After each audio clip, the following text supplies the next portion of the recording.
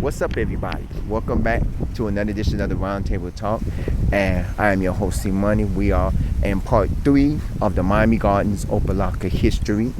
And we are now here at Shabundi Park. And when we last left you, we was here at the City Hall, which is a location that we saw it in the location. Now we're going to cross the street.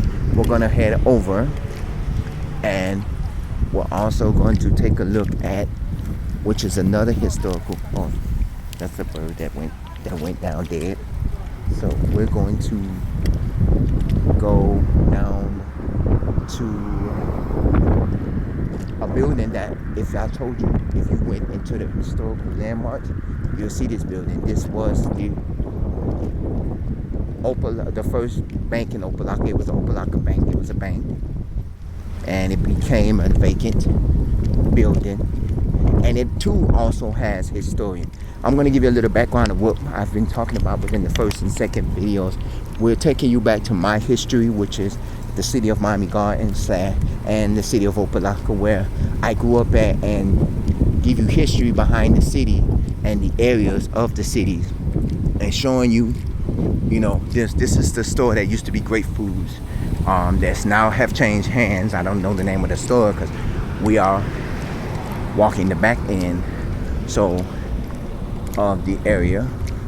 So what we're giving you is a in-depth background of the city, where back in the 90s, the city was a distinctive city. They had different things and different stuff in the city where it was I guess a decent time, if you want to call it that, if you want to say it like that. But throughout the time, things have changed, and things have progressed with all the time. This is the old Opa-locka Bank. It does have a theme to it, making Opa-locka beautiful, one building at a time. This is the old Opa-locka building. This is the old Opa-locka Bank. If you look up at the National Historic Register historical buildings, this is the old Opa-locka Bank. And the building behind it, which I believe got bought out by this church, and it became a school for this church, like a little Christian school. Not this building, but the building in back of it. It became a building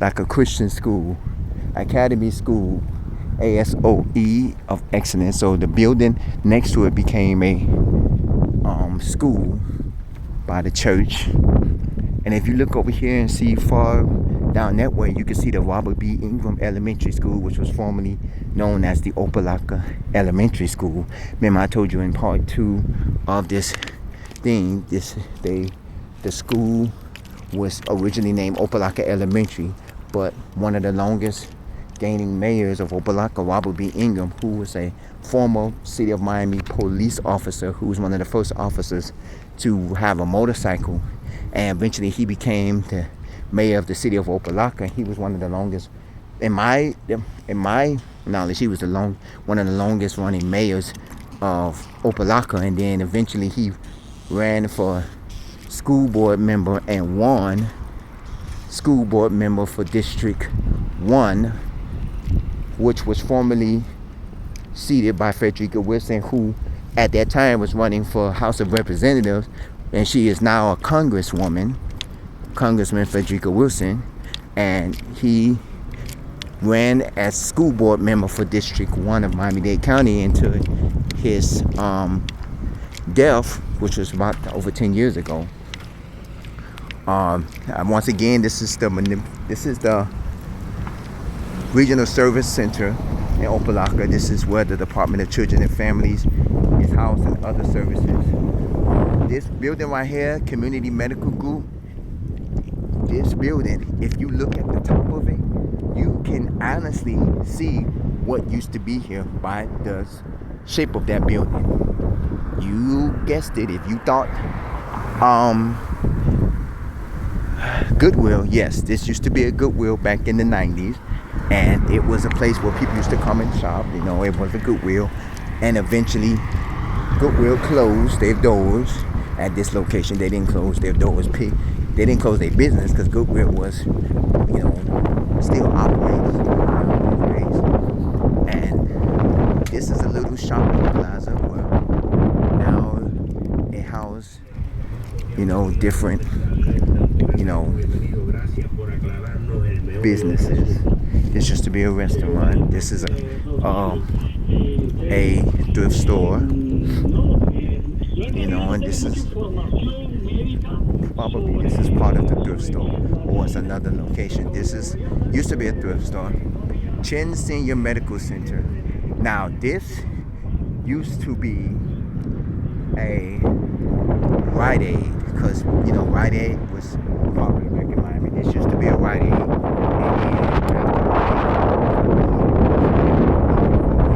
it eventually became a thrift store for a few years, and from the thrift store it became it closed, and it eventually became Chin's Medical. Now this was one of the premier restaurants in Opa-locka, where this was Ida's restaurant. I've eaten here a few times, and they had big pancakes. I used to like their pancakes. And there was a person called Barrett. Barrett used to have back then it was not as popular as now, but they had I wouldn't call it a food truck. They had a barbecue cart, because back then most people, they didn't have food trucks. They had them little trailers in the back with the barbecue grills on them, and they used to grill out and stuff like that. Now they have food trucks, where they have an inside with a grill and a fryer and a motor and all that. Back then they just had a pickup truck with a little trailer on the back, and they had barbecue grills, and they used to grill the barbecue grills on there. And then you had to make your sides. If you had sides, you had to make them from your house, and you had to find a way to keep them warm and stuff like that. But here, this was an actual this was a thing. And then the last 2 years of service of this restaurant, they ended up serving Barrett's famous fried turkeys, now being served at Ida's restaurant, because Ida's was only open for breakfast and lunch. Now then they started opening up for breakfast, lunch, and dinner, because they was only open for a couple of days. And of course, Opa-locka Elementary is still down there at the end. So we're gonna turn around and walk this way. So a lot of these buildings that are here has been here since the 90s and early 2000s, where they have been closed for over 20 years. Like this building over here that has the Arabian themed is also not registered under the National Historical Landmarks. It is now owned to the Jesse Treese Medical company or corporation, where I think it's a medical center. This building here was recently built, and it was built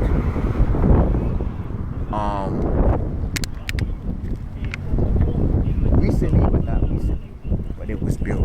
And this is where now the Opa-locka Government Center is. This is Opa-locka Regional Service Center, which is state offices in the Department of Children and Family. Where I told you where you can, they have state offices here, and you can order your, go in for food service or child services and stuff like that. This used to be a daycare. This is the City of Opa-locka Government Center, which is now the Opa-locka City Hall. As you hear, they have reserved parking for vice mayor, reserved parking for commissioner. They have reserved parking for the commissioners and stuff. This is Miami-Dade Water and Sewer Department. Now, one thing that I must tell you, a lot of corruption happened where the city the county took over a lot of the Opa-locka services. A lot of their services, like their water services, and a lot of their services got taken over by the county. Where I stayed at in my area of unincorporated, remember I told you Opa-locka had their own library. Now their library is owned by the county, the Miami-Dade County Opa-locka Branch Public Library. I told you, like, a lot of the stuff that was here, I told you they had a lot of our water. We was getting our water from North Miami, so I had to go all the way to North Miami to pay my water bill. It was actually fun. This is another thing. I'm not gonna go through it. Opa-locka Riding Academy. They had a lot of historical facts. If you want to know more about Opa-locka, you can come visit Opa-locka. You can also come and also you can read more about it. They have online where you can read more about it. This is a corner shoppers. This is a little mini shopping plaza where they have a skincare place, a tattoo shop, and I guess one of these places that's for rent. And this is the Fleet Hall Reserve. I'm guessing that's a area where I guess you get to know that I guess it's probably an organization. I don't know. It's probably an organization. I honestly couldn't tell you. A lot of these buildings were built. This is the Opa-locka post office, which is where we got our mail from. Remember I told you back in part 1 that we used the zip code that Opa-locka used. And this post office is in honor of Helen Miller. Helen Miller was one of the commissioners who fought to get, and we're going to show you in a little bit. I'm just going to show you this. This is one of the apartment buildings that got created a few years back. Helen Miller was a commissioner for the city of Opa-locka. And one of her sons, who also ran as a commissioner, was a school teacher of mine at North Dade Middle, which was also called North Dade Junior High in the early 80s and 70s and so. And Helen Miller fought to get the tri-rail station that we're going to come up to established in Opa-locka, because Opa-locka, this was the old OL-CDC historical train station. This was the old train station that was back in the early 1900s, and I don't know if it was a commuter train station or stuff. We're gonna go over here to the little area where they have the stuff, and then we're gonna venture back over to the train station. This is we're coming up to Opa-locka Boulevard and Alibaba. Now, one historical fact about recently, Opa-locka was the first city to name a street after its first African American president. And there was a lot of controversy and backlash about it. And I'm gonna show you what it is. This is Purvis Avenue, also called, and I'm gonna show you it coming up. This is called Purvis Avenue. We just came in. This is the backside of the Opa-locka Government Center. Purvis Avenue, which is also called the Barack Obama Avenue, which served as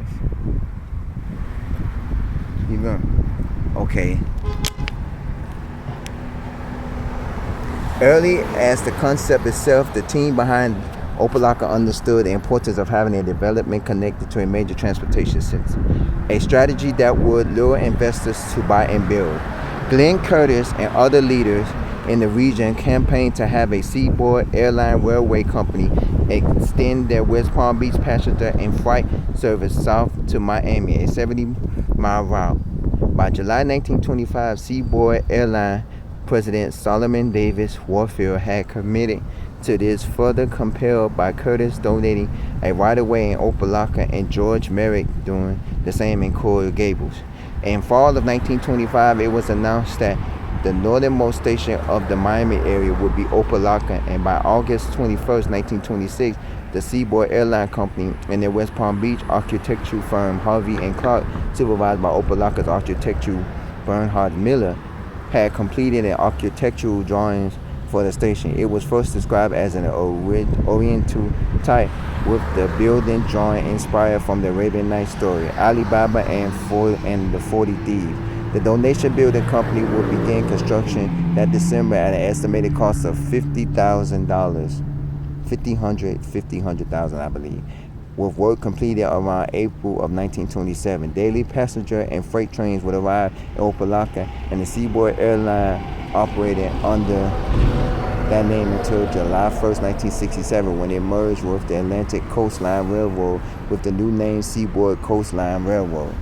Marketing a celebration that would be remembered for decades, the area around the station still under construction was the location of the first ever Arabian Nights Fantasy on January 8, 1927. The all-Florida line inaugural journey of the famous Orange Blossom special passenger train from West Palm Beach carried 350 passengers, including Warfield and Florida Governor John W. Martin, who enjoyed 20 to 30 minutes surprise spectacles at each new stop. On arrival in Opa-locka, they were greeted by a spectacular display of over 75 Opa-lockians wearing ornate costumes brought in from New York City, charging white horses and camels, and a band playing the 1926 song Moonlight in the Ganges.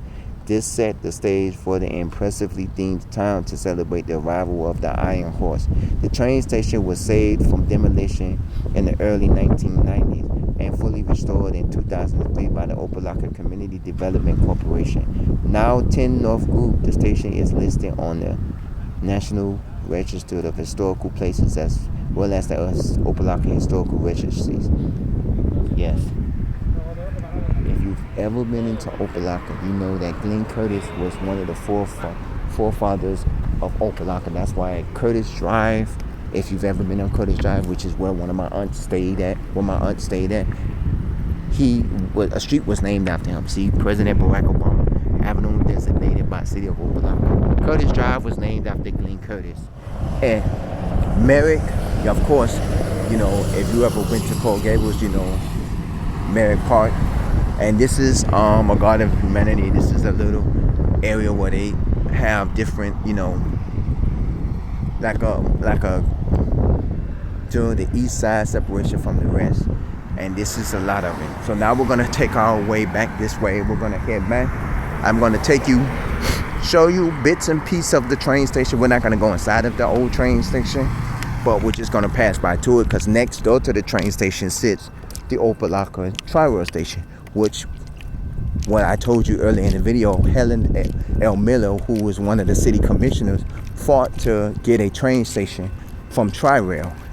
And I believe there's a train coming where you're gonna actually see the train pass by. I don't know if it's coming going north or it's a train going north. So you're gonna actually see it. We're gonna wait a little bit, because every time a train reaches the station, the guard gates down here goes down, because the train is close to the area. And there's a plane going up in the air. I guess that's a plane coming from the Opa-locka Airport. Now, Opa-locka Airport was a privately owned airport. There was two private airports. There was the Kendall Tamiami Airport, and there was also the Opa-locka Airport. And of course, Miami International Airport was the big known airport. A few years back, Miami-Dade took over Opa-locka Airport and renamed the Opa-locka Executive Airport, because as you know, Opa-locka Airport has history behind it. Number one, it was one of the airports where a lot of celebrities flew in. Instead of flying into Miami International Airport, they flew into Opa-locka Airport, which was back then a privately owned airport, meaning you had to be like a billionaire to own to have your airplane space there, or like you had to be like somebody like Donald Trump, or like maybe a president or somebody, and you had to be somebody that's celebrity.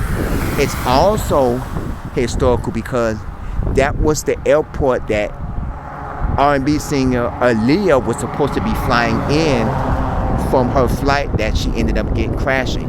I'm going to get into that in a little bit. This is the Tri-Rail train going north to West Palm Beach, and it is just leaving the Opa-locka Tri-Rail Station. Now, what I was talking about, Opa-locka Airport, R&B singer Aaliyah, if you remember the story, her plane crashed somewhere overseas, and it was said that she was supposed to be, I think she was finishing up a video that she was doing for one of her albums, and she was on her way to fly into Opa-locka, and she ended up crashing.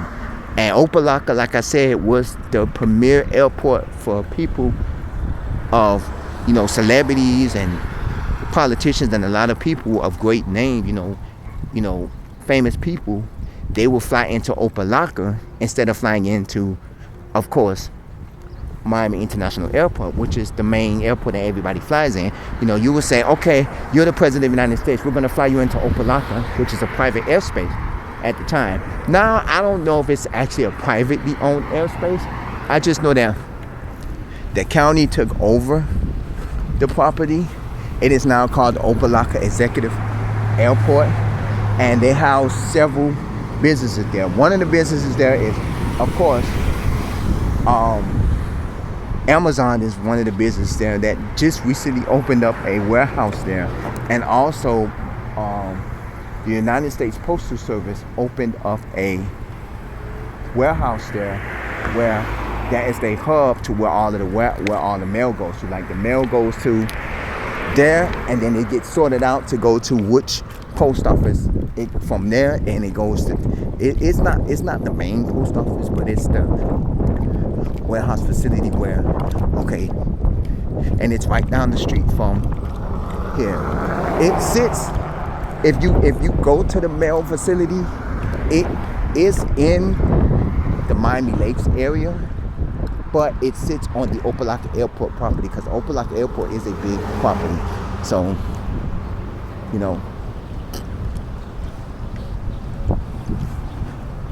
so it is a lot with that. So, okay, this is the old train station. At one point, this was a daycare center, but now they use it as a mixed multi-use property where you can probably rent it out for like private events and stuff like that.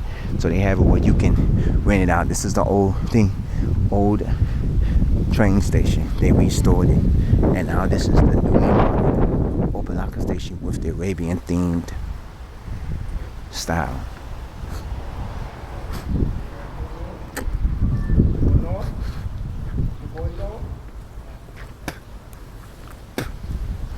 Sorry, excuse me, y'all.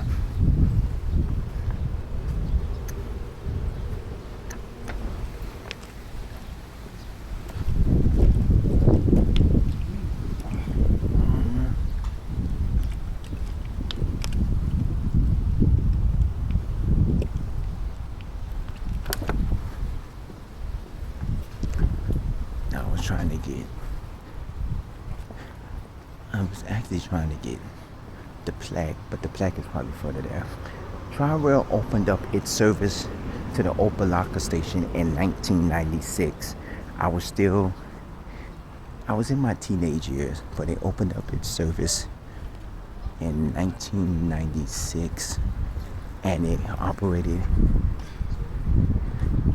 and still continues to operate. It is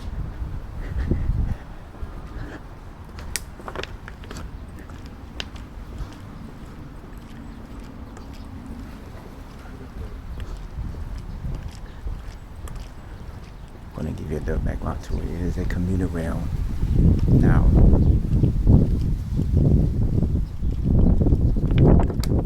I'm just taking it to breathe. Okay.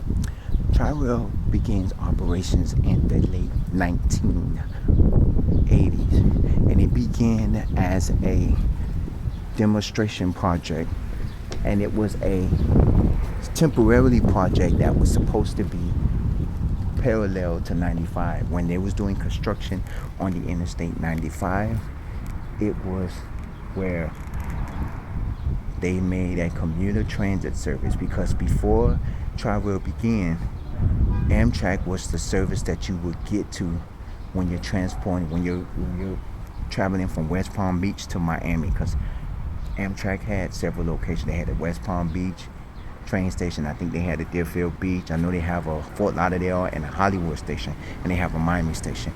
You will have to use Amtrak to transport yourself from West Palm Beach to Miami. When Tri-Rail initiated service in the late to mid 80s, Amtrak discontinued its service for passengers from West Palm Beach to Miami, meaning Amtrak still has passenger service from Miami going north, but it wasn't honoring people buying tickets to from Miami to West Palm Beach or Miami to Fort Lauderdale. It stopped. It ceased its local service, meaning only people who are venturing out of West Palm Beach to maybe Orlando or to other parts of Florida or to other cities, it honors that. But it ceased its local service when Tri-Rail created, and Tri-Rail was only supposed to be a temporary service where it was how only providing temporary service due to construction on I-95.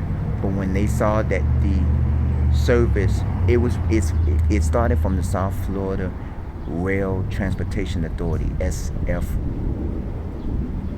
SFRTA, and when they saw that the transportation ridership they actually was growing, they continued the service to what is now known today as a big South Florida commuter transportation system, going far north as West Palm Beach to as far south as Miami Airport and downtown Miami. And so this is what the service consisted of. And one of the latest stations is the Miami Central station, which will you've seen you've seen it in my video when I did the downtown Miami tour. So you've seen the the Tri-Rail station. You just haven't seen the inside of it. Opa-locka was one of the very few last remaining stations that opened. Opa-locka opened up in 1996, and since then they've opened up several locations. The Miami Airport station got closed down and renovated to become the Miami Intermodal Center, which we'll probably do a video in the near future. And Opa-locka was one of the very few stations that got created within, as a regular station, with surrounding areas. And you have bus service that comes here to the station as well. And they extended the station because this side wasn't a parking lot, it was just an empty area, and then they extended it to add more parking spaces to this area. 1 second.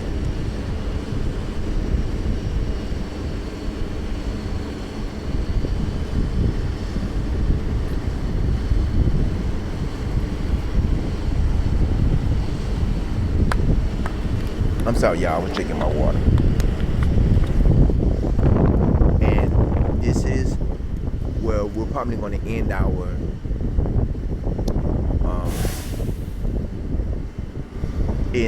show at over here. But overall, this is the in-depth of the city of Miami Gardens and the city of Opa-locka. Now, later on down the line, I am going to go into Miami Gardens. We're going to do a video inside of Miami Gardens showing you different areas of Miami Gardens. Preferably probably the main area where they used to house the flea market and stuff like that or whatever. But right now we're doing the video of showing you how Miami Gardens got created, the history behind Miami Gardens, and the history behind Opa-locka and showing you areas of Opa-locka. Because remember, in recent days, I only showed you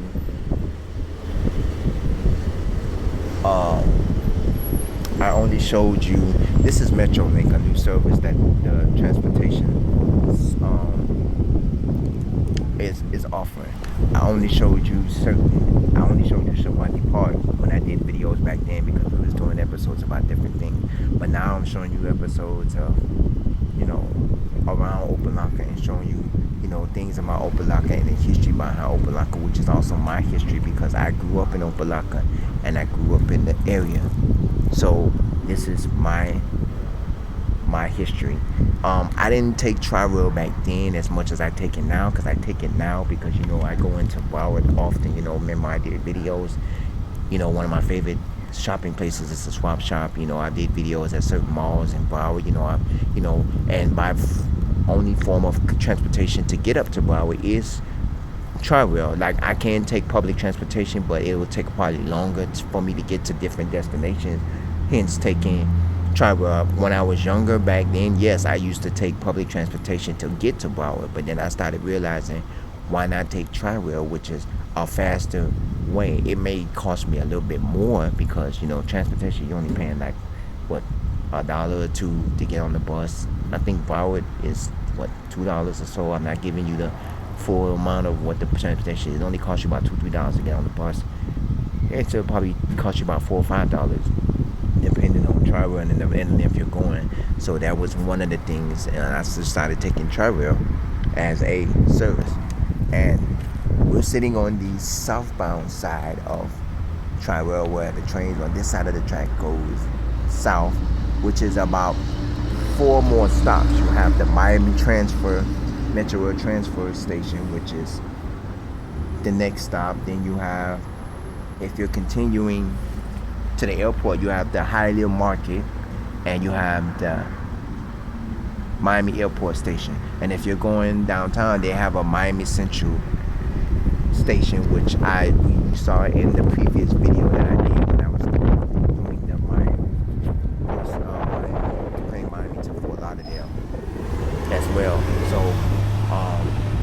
overall, this is Opa-locka. If you have any questions or comments that you would like to add, you can add them. If you want, you can comment at the bottom of this page as well. Email me, roundtable00@yahoo.com. This is my history. I wanted to bring y'all back to where my roots at, where I was born at, where I was at. This is my history. This is my area. I thank y'all for watching. Don't forget to click and subscribe here.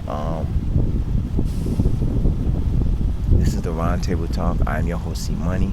Now I gotta find some more water because I done drunk all my bottled water and I need to go and stuff. So this is the Roundtable Talk. Stay safe, stay blessed, stay hydrated, and hopefully I will see y'all in the next episode of the Roundtable Talk. See you next time. All right.